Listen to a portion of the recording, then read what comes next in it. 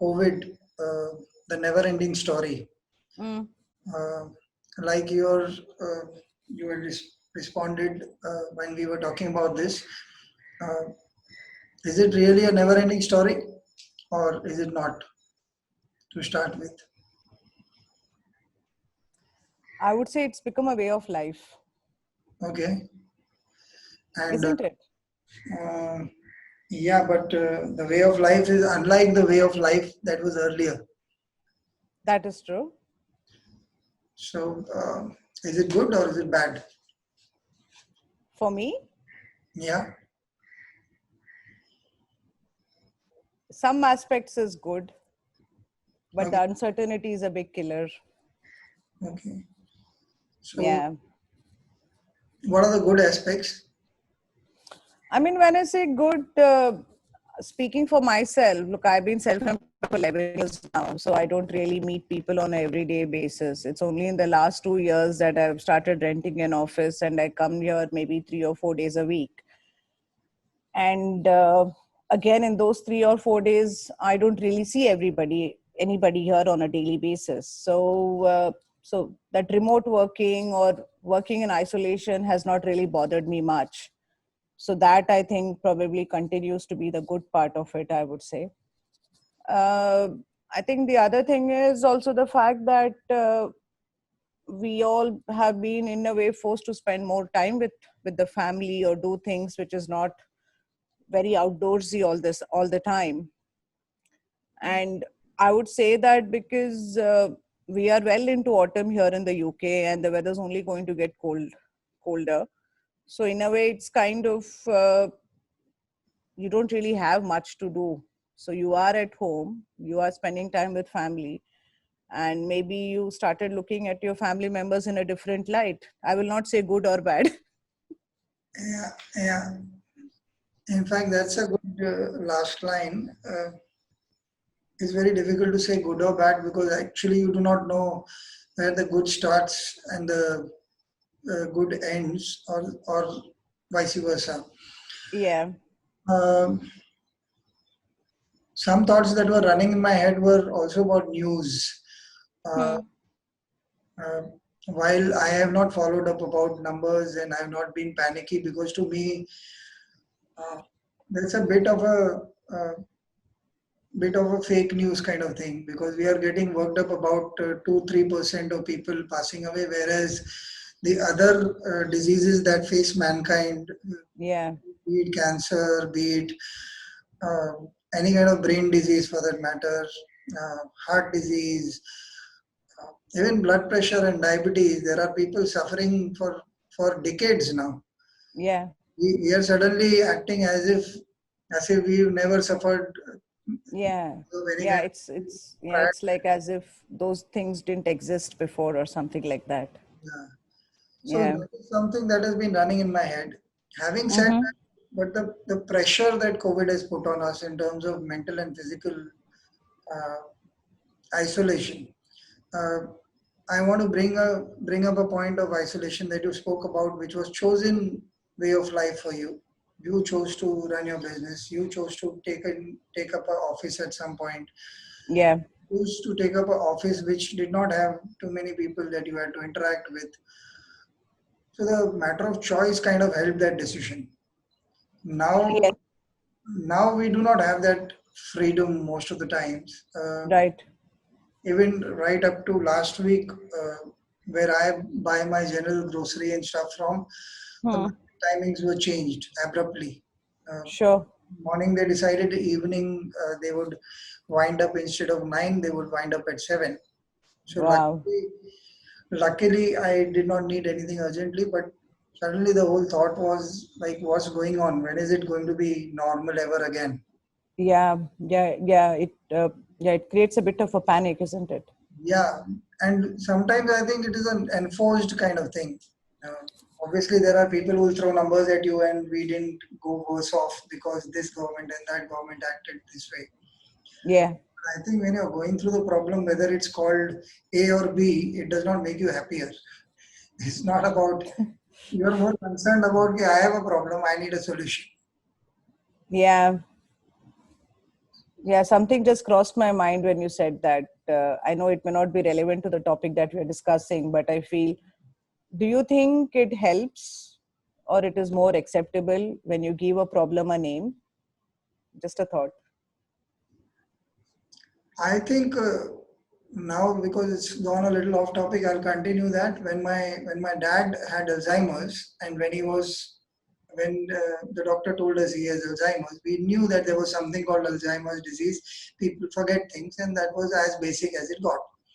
You read Mm, about it on Google, and there's a lot of medical terms that are thrown around. You understand a bit of it, but you're not going through it. no. For the 5 or 6 years that um, he was alive after being diagnosed with it. I think Hmm. 3 4 years we didn't have too much of a problem. We had problems, but we knew our way around them. But in the last 2 years, when what you had read up on Google suddenly started happening, and he forgot his name, and some days he would dress up differently, or do something which was unexpected. Before that, he used to do dramatic things. So then you thought it was one off. But when Sure, everyday life starts getting affected, I think sure. that is when the word started to mean something to us. Hmm. So in this case, if you're saying, if we know COVID has been advertised well enough by the community, by the governments, by all kinds of health organizations, the doctors, the people who've been affected, the death figures, it's crazy the amount of advertising that COVID has got. And I call Right, it advertising because it's just top of mind recall for each one of us. Besides sure. which, it has also forced us to do certain things which physically makes it a part of your existence, whether you are affected or not. Correct. So in that sense, I don't think it makes any difference whether you call it uh, the government should think better, or whether it's a COVID enforced restriction. The restriction is there, and you got to make your peace with it. Yeah, Now, my yeah. question actually arises from there: is there any way to make peace with something like that? Sorry, what was that again? Is there any way to? Make peace with something like this, which is so restrictive that it literally, cuts you down to size almost on every front. I think the only way you make peace with it is, I know it's a really bad thing to say, but at the end of the day, as much as we say comparison is a thief of joy, it depends how you use comparison to make sure it continues to be a joy. Hmm. So you're saying that we ought to look at the privileges that we've got. Absolutely. Every day, every moment. I mean, that's the only way to exist or move forward. You can always say things could have been much worse.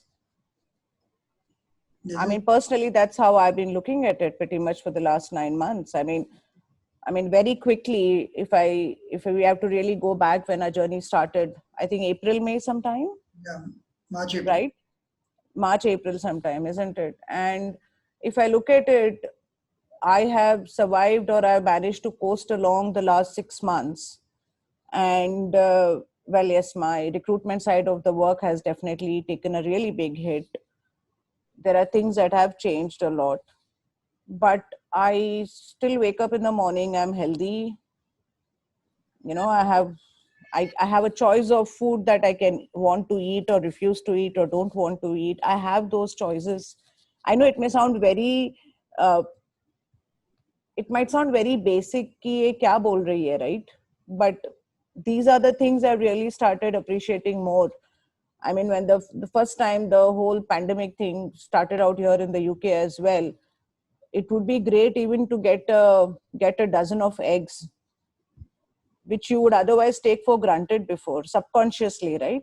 You'll say, huh, you go to the supermarket, you'll always find eggs, you'll always find bread. But then that scenario completely changed. Yeah, So I think the only way to center yourself or tell yourself is comparing your situation in a positive way and not in a negative way. yeah. So Yeah, I want to actually ask two questions on this. First, I do agree with you on the gratitude front. Uh, sure. the smaller question is this gratitude a way of moving away from the topic, or is it a intrinsic way of being? because it also now the situation is quite hardcore. It's quite difficult. So within it, if we are able to develop a new attitude of positive thinking of one sort, which is being grateful for what you've got. Uh, my question is exactly this: is it escapism or is it accepting reality and yet looking at a different facet of it? I would say it is existing, coexisting, cohabiting side by side.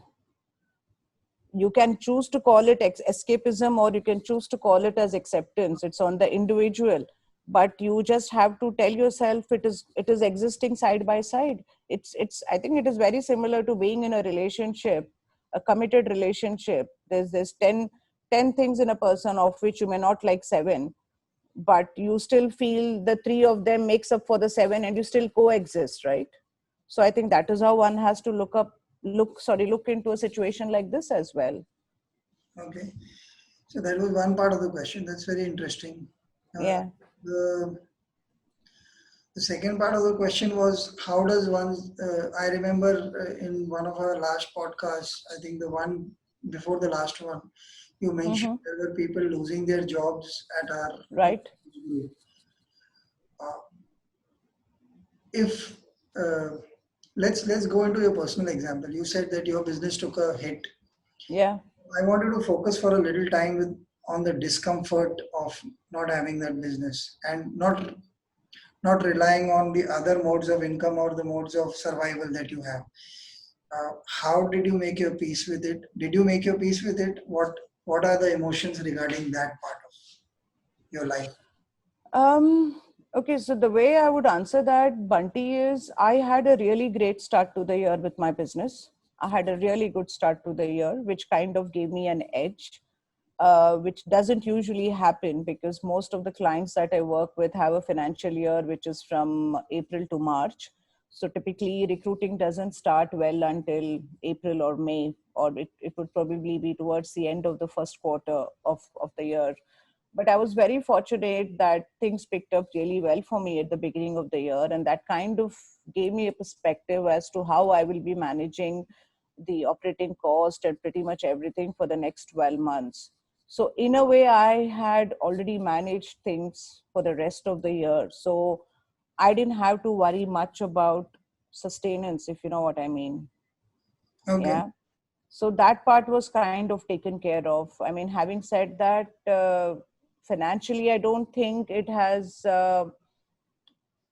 I don't know how to say this. It does still affect things financially. I mean, I've not had any billings for the last 7 months, 8 months of this year. So I'm basically living off whatever money is lying in the business account and hoping for a miracle. uh, and the way I made peace with it was, okay, I don't have to worry about paying my office rent or paying for any subscriptions or things like that. And on the other side, the entertaining and the travel and the customer bit also completely reduced, right? I mean, I would go out into the city to meet up with clients or candidates, maybe take them out for a coffee or a meal here, traveling in the train, parking, paying for parking, buying your coffee. So those expenses just vanished. So I started looking at it from that perspective, right? I mean, for example, if I go into the city, going to London for a day, I'm at least looking at spending 40 to 50 pounds, which I've not done after March. okay, So that's how I made peace with myself. And I think I've also been very fortunate that a couple of my clients still continue to do some bit of hiring where the decision making would be uh, probably 10 to 12 weeks. You just double that now, and you don't really know if eventually the decision will be even be made. So you just keep at it, you just keep going, you just preserve it, persevere with it, I would say. That's how I made peace with myself. okay. Yeah. Today, I want to treat this podcast in a different manner because there are other aspects of this COVID thing affecting our lives. Sure. I'm not digging into deep. You brought in certain values in each question. In the first sense, you brought in gratitude.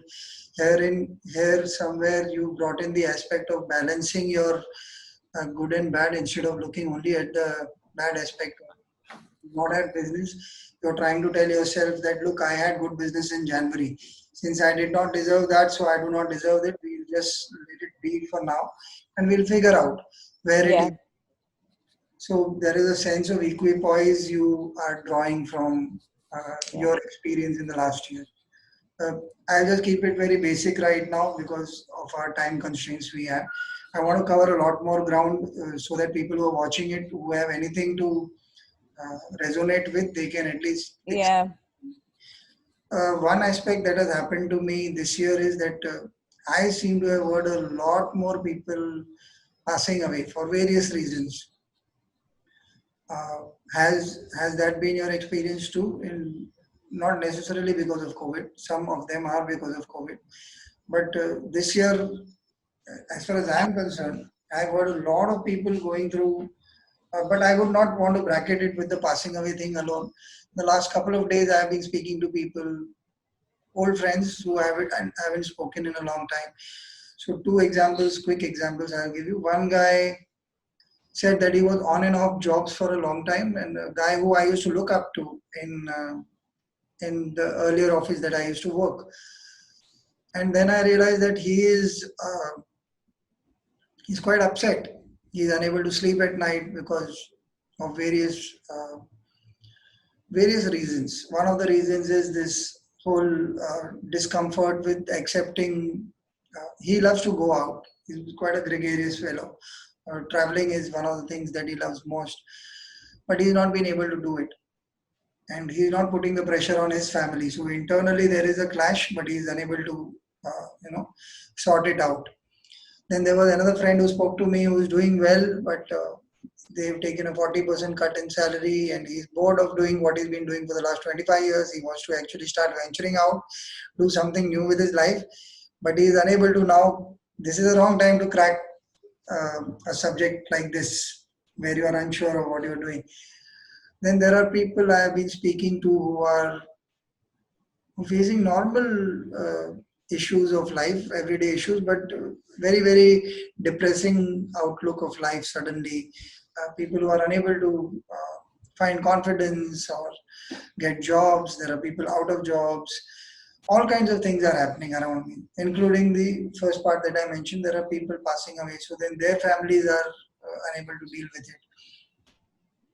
Now, in this kind of scenario, generally all these things happen in our life, like we spoke at the beginning of the podcast, but they are far and few between. So they Mm. are dispersed with some good things happening and something that you're. But I've been thinking in the last couple of days that